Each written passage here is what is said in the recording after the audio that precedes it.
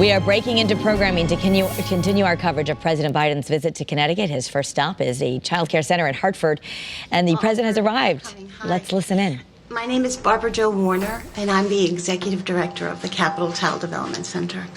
So first, I would like to start by thanking the president. I know for the ARPA funding. Thank them, they all voted for it. And also by recognizing that the Connecticut State's Office of Early Childhood did an amazing ability to allocate the funds in a timely manner. This center has been here since 1987. We were created by two legislators who wrote a special act to start a child care center for legislative employees. And one of those congressmen is here with us today, Congressman John Larson. Thank you. One of our founders. At the beginning of the pandemic, when everything closed and our income dried up, things looked very grim. But thanks to steps taken by the Office of Early Childhood and the ARPA stabilization grants, we're still here. I also want to thank you for understanding that the one-time infusion of funds didn't solve the underlying problem, which is that most parents can't afford to pay the true cost of the high-quality care that every child deserves. For years, that has meant that women who care for children have subsidized the system by working for poverty wages. We can't charge more tuition because the cost of care is already prohibitive for many families. We aren't able to raise wages for our teachers, and this makes recruiting nearly impossible. And it's not just us. Child care programs all across Connecticut are facing the same dilemma. But, Mr. President, the real story today is what you aren't seeing. You aren't seeing a fully enrolled center. You're only seeing a fraction of what we have the capacity for. We're licensed for 70 children, and our total roster right now is 20 children. This is why we're so excited that the Build Back Better program supports children from birth through age 5. If we want to get parents back to work, we must solve the child care crisis. We need a system of care for children from birth to school age that works for families, provides competitive wages for qualified and experienced staff, because in the absence of quality child care, our youngest population are missing the critical learning experiences needed for higher order thinking, executive function, and language skills. And now, Mr. President, on behalf of myself and Lisa, the teaching staff, and the children, we are so honored to have you at Capital Child Development Center. Thank you. Thank you, Richard. As my colleagues have heard me say in a different venue, my mother heard say, you're doing God's work, and you really are. You know, I know that a lot of people are in desperate need of a facility like this and child care. I didn't fully appreciate it as a young member of the county council when I was 27 years old. But when I got elected to the United States Senate, and I was 29, I wasn't old enough to be sworn in yet. Between the time I got elected and the time I actually ultimately went to the Congress, I turned the eligible age of 30. But also in the meantime, there was an automobile accident. My wife was Christmas shopping, and my daughter was killed. My wife was killed. And my two young boys, Bo and Hunter, were very badly injured and hospitalized for a long time. And so I thought, well, I'll get some help. And I was making a decent salary as a U.S. Senator, $42,000 a year. That was a decent salary. And I could not afford the child care. Everybody wonders why I commuted every day 265 miles a day to be back and forth with my children. I could afford the train, it was cheaper, to be able to take every day so I could kiss my boys. It wasn't Ozzie and Harriet, but we'd have breakfast in the morning. And when they got a little older, get them off to school. and I'd get in the train and come home in time to, if I got home in time to have dinner, it was seldom I'd get home in time to have my dinner, and they'd save their dessert, and I got to see them, kiss them goodnight, and get in bed with them. And so it made me realize how difficult it is for the vast majority of people who need help. I was lucky. I had a mother who's nearby. A sister's my best friend who quit her job temporarily and moved in with her husband to help me raise my kids. But most people don't have that option. So I've been conscious of the concern and the lack of access and the lack of financial ability to have childcare for a long time.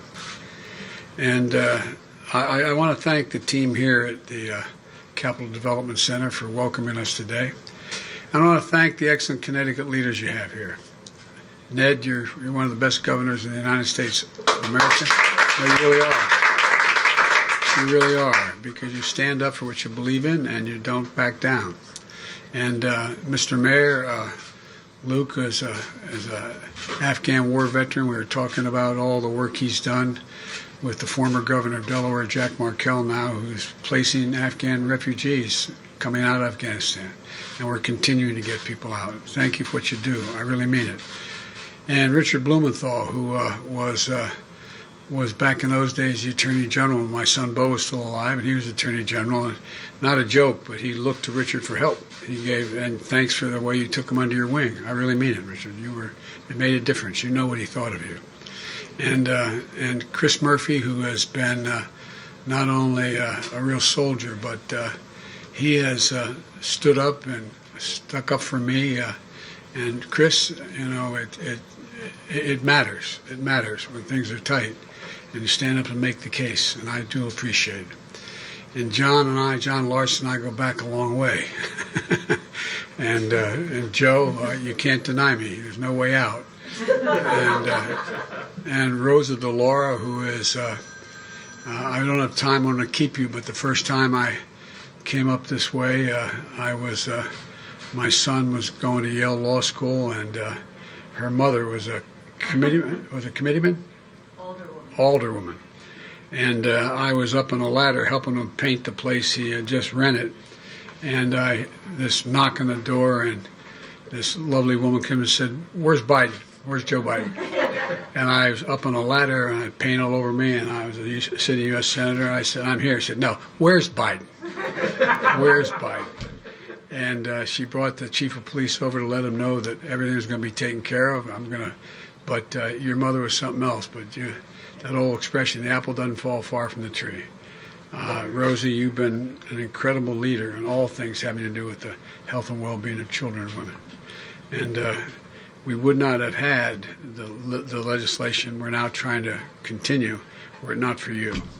And Jim, you're the real deal. As well as Johanna, the comment I got from Johanna, I get from everybody. Where's Jill? Where's Jill? I'm Jill Biden's husband.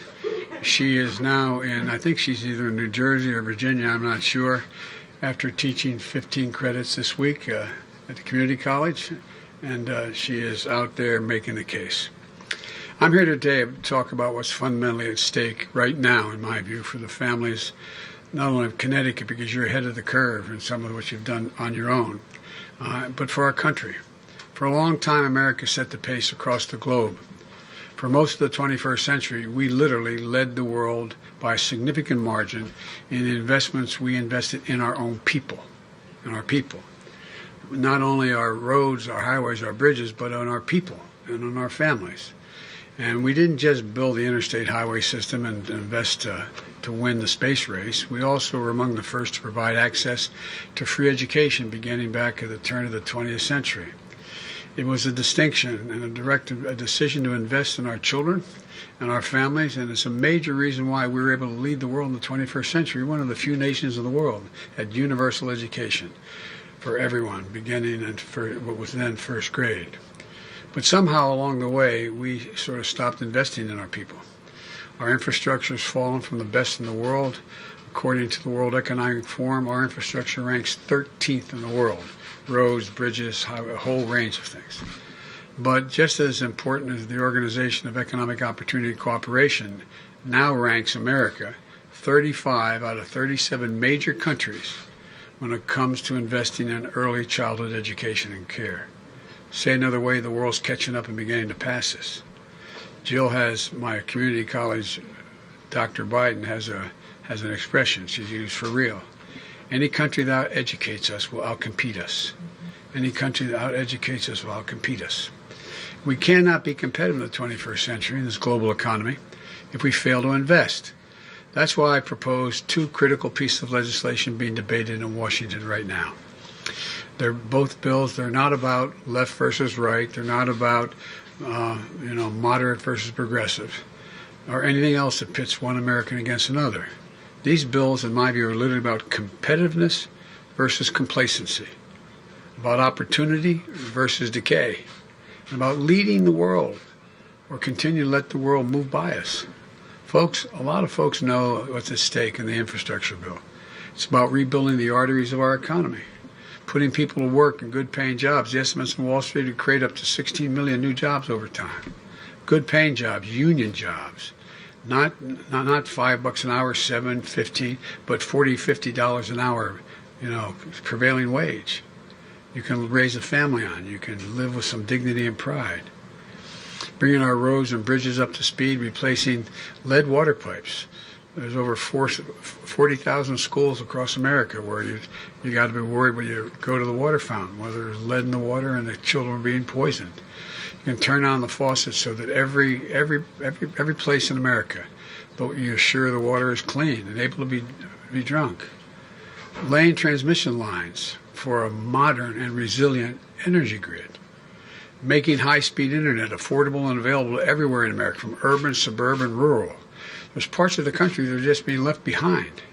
And there are parts of the country in states that are economically prosperous that are being left behind. Meeting the moment on the climate crisis, and in the process creating millions of good-paying jobs. I've had a couple conferences already held. I'm going to COP26 in Scotland shortly. And what I had 71 heads of state on the first one I did in the White House. And I said, and people are starting to talk about it now, not about me, about the idea. When I think climate, I think jobs, good-paying jobs, union jobs. This is an opportunity. We're the only country in the world that has consistently turned difficulty into opportunity. We have a chance to not only make this world more livable, but to actually create greater opportunity for people. Making landmark investments in public transit and rail, and increasing efficiency, reducing emissions. There's millions of kids getting on diesel school buses, and inhaling air, getting asthma. They should be electric buses. Electric buses. That's going to happen. So look, I'm going to have a tendency to say more than I need to say because you all understand it. But the bottom line is I wanted to come here today because too many folks in Washington still don't realize it isn't enough just to invest in our physical infrastructure. We also have to invest in our people. And that's what the second bill does, the Build Back Better initiative. Seeing children and educators here at this center is a perfect reminder of what our families need and our economy needs so badly to be able to thrive. You all know the statistics, particularly the teachers here. A child coming out of a single-parent house where there's real difficulty will hear literally 1 million fewer words spoken, not different words, spoken, than the child coming out of a middle-class household. And so no matter what you say, you start them at the same age, at age 6 or 7, 5 or 6 in school, they're already behind the curve. How can we compete in a world of millions of Americans' parents, especially moms, can't be part of the workforce because they can't afford the cost of child care or elder care, I might add. Elder care. They're the sandwich generation getting crushed. Here in Connecticut, the average annual cost to bring your toddler to a quality child care center is about $16,000 a year. That's what it is around the country. Some places more, some places a little less. A lot of money. It's $16,000 after taxes, after you pay your taxes. So the average two-parent family with 2 young kids spends 26% of their income on child care every year. My Build Back Better plan is going to change that. It's going to cut the cost of child care for most Connecticut families literally in half. No middle-class family will pay more than 7% of their income on child care. None, period. And that's going to help parents get back into the workforce and make ends meet. Or maybe care for that. We have to do the same. I'm not going to talk about it today, but the other piece of it you all know, it deals with elder care. You got 80,000 people waiting to qualify under Medicaid, and there's no spaces. We can afford to do this. But at any rate, we also have to provide businesses with tax credits to build on-site care facilities. Look, you in the legislature were way ahead of the curve. You decided that for people working in the legislature, there should be a place for their children. Well, you know, what we want to do is make sure that we encourage businesses to do the same, to get a significant tax cut, to be able, if they have an on-site facility, to take care of their workers' children when they show up. So you go to work with your child, and you have a serious facility on site. Well, studies show that when you have on-site care for a children's center, businesses, the business itself, have less employee turnover, less absenteeism, and higher productivity. We can show you all those studies. It's real. We can't afford to lag behind other countries when they're investing in. When America made 12 years of public education universal more than a century ago, it gave the best educated, best prepared workforce in the world to the rest of the world.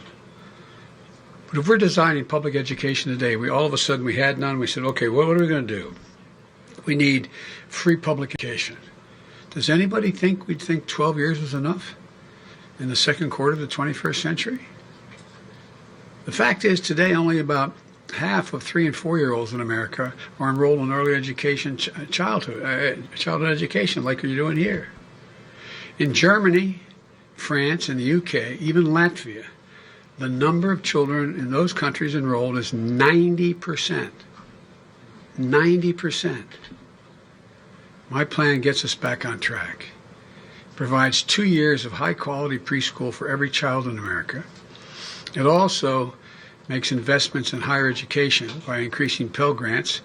I don't know whether I can get it done, but I also have proposed this free community college, like you've done here in the state of Connecticut, to help students from lower-income families attend community college and 4-year schools. And invest in historically black colleges and universities to make sure young people from every neighborhood have a shot at good-paying jobs in the future. We also extend this lady's child tax credit, which is finally a tax cut for the middle class. Now, look, my friends on the other side never had any problem providing $2 trillion in tax cuts for the very wealthy. Look, I don't think you shouldn't be able to make $1 million or $1 billion. I'm a capitalist, but guess what? I'm also listed for 36 years as the poorest man in the Congress. But I make big money now. I'm a president. But all kidding aside, I don't think we should punish anybody, but just pay your fair share. Just pay your fair share. You know, the issue that has been championed by Rosa for years, in the past, if you paid your taxes and had an income high enough that you were able to take the $2,000 per child deduction, you could actually write it off your taxes. But how many families do you know of cops and firefighters and school teachers and what that don't pay that much in tax because they pay tax, but there's nothing? You say you're going to get $4,000 back for your kids. Well, you know, it's not refundable. Either it comes off your tax bill or you don't get it at all. The American Rescue Plan, which these folks voted for as well, and I'm very proud of it, it was a real game changer. It started our economy moving again. Recognize that people with lower incomes don't get the benefit of that tax break because they don't have that much to deduct. So we make it refundable, make it permanently refundable. So you get that back over the years. You get, if you only had $1,000 in taxes and you had 3 kids, you'd end up in a situation where you get $5,000 refundable to you. They would pay you. The government would pay you. And we increased that amount in the near term to $3,600 for every child under the age of 6 and $3,000 for dependents between the ages of 6 and 17. The money's already a game changer for working families. is projected to cut child poverty in Connecticut, well, one of the wealthier states like Delaware, in Connecticut, by 40%. If we don't pass the bill, I mean, it's real. It's a life changer. The Build Back Better Act says that you get the first half of it paid to you, and then the second half you get paid on a monthly basis. People are getting, hard-working families are getting a check in the mail on the 15th. Today's the 15th, isn't it? Or their bank account, just like you get a Social Security check. But it's for your children. It's for being able to raise your kids. That monthly tax cut for parents is going to end in just a couple months. It's going to impact families of 61 million kids right at the holidays when the winter heating costs are going up. When we need to keep the taxes for families going down. The bottom line is this. When you give working families a break, we're not just raising their quality of life, we're positioning our country to compete in the future. You know, when I talk to all your folks out in the playground, as I joked, everybody knows I like kids better than people. Fortunately, they're like me. That's why maybe I like them. But all kidding aside, you all talked about what it means to the families of these children. And granted, you had to cut way back, and because of a lot of things happening, things aren't the same as they were. But these bills are about strengthening the economy for decades to come. Both of these bills spend out over 10 years. Take the infrastructure bill. All those investments in roads, bridges, highways, high-speed internet, water, clean water, everything that represent less than 0.5% of our economy each year if you add it all up over the years. And the cost of the Build Back Better bill in terms of adding to the deficit is zero. So when I hear people say it costs $3.5 trillion, and be honest with you, we're probably not going to get $3.5 trillion this year. We're going to get something less than that. But I'm going to negotiate it. I'm going to get it done with the grace of God and the goodwill of neighbors and the creek not rise, as my grandpa would say. But all kidding aside, we're going to keep coming. And because the more we demonstrate it works, the more we can do. It's paid for because big corporations and the very wealthy ought to start paying their fair share. Let me be clear. Nobody, since I got elected, and when I was campaigning, nobody who makes under $400,000 a year, which is a lot of money, will see their taxes go up one single penny. Nobody. Not one. That's why in the highway bill I didn't add gas tax. So I keep that commitment. In fact, this plan cuts taxes for working people. There's no reason why, as I said, billionaires should pay a lower tax rate, literally a lower tax rate, than a school teacher and a firefighter, a couple. So that's what's happening now. It isn't right that 55 of our Fortune 400 companies, the largest companies in America, last year, 55 of the Fortune 500 paid zero in taxes. And they made $40 billion in profit. I'm glad they made a profit. Keep people employed. I mean that sincerely. But pay your fair share. Just pay a decent portion of what we lay out in this piece of legislation. And by the way, I've had a number of Fortune 500 companies come to me and say, you're right. We can pay a higher tax than we're paying now. Because they understand the impact if we don't invest like we have to on their long-term health and well-being. This needs to change. Working folks understand it. That's why, despite the attacks and misinformation, my plan still has the overwhelming support of the American people when they're told what's in it. They understand that when families have a little more breathing room, America has a lot better shot. My dad used to say, for real, my dad was a well-bred man who was regretted his whole life he never got a chance to go to college. And he worked like heck. He'd always come home for dinner and then go back to work. And I remember we lived in a four-bedroom split-level home with 4 kids and a grandpa. And you know, my bed was against the wall where my parents' bed was against the adjacent wall. I remember one night, I could tell my dad was just so restless. I was in high school. The next morning I asked my mom, I said, what's the matter with Dad, Mom? She said, well, honey, his company just told him they're going to do away with health insurance. No health insurance. Well, you know what? My dad's not, we weren't poor. My dad made probably an average in those days $25,000 a year, which was a decent salary.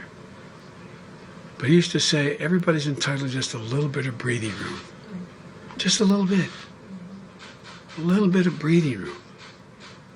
You know, they know this is about dignity and respect. It's about building this economy from the bottom up and the middle out. I've never seen a time, and some of you may have, beyond my colleagues in the Congress, the press may have your master's or doctorate degrees in economics. Name me a single time in American history when the middle class was doing well that the wealthy didn't do very, very well. Name me a time. One single time in American history. So we're not hurting anybody. We're just making sure everybody gets a shot. Let me close with this. And this is not hyperbole. The world is watching. Autocrats believe that the world is moving so rapidly that democracies cannot generate consensus quickly enough to get things done. Not a joke. I've had hours and hours and hours of meetings and personal conversations with Xi Jinping. I spent more time with him, I believe, than any other world leader has when I was vice president and now on the phone. Every time he calls or we talk on this, it's a conversation between an hour and a half and 2.5 hours. Not a joke, my word. But he doesn't think democracies can compete because they can't react quickly enough. In my summit with Putin, Switzerland, they're betting democracies can't compete. We can't move quickly enough. I'm heading to the G20. Came back from the G7. You know how they measure? They don't measure us based on the size of our military. They don't measure us on how much power we have that way.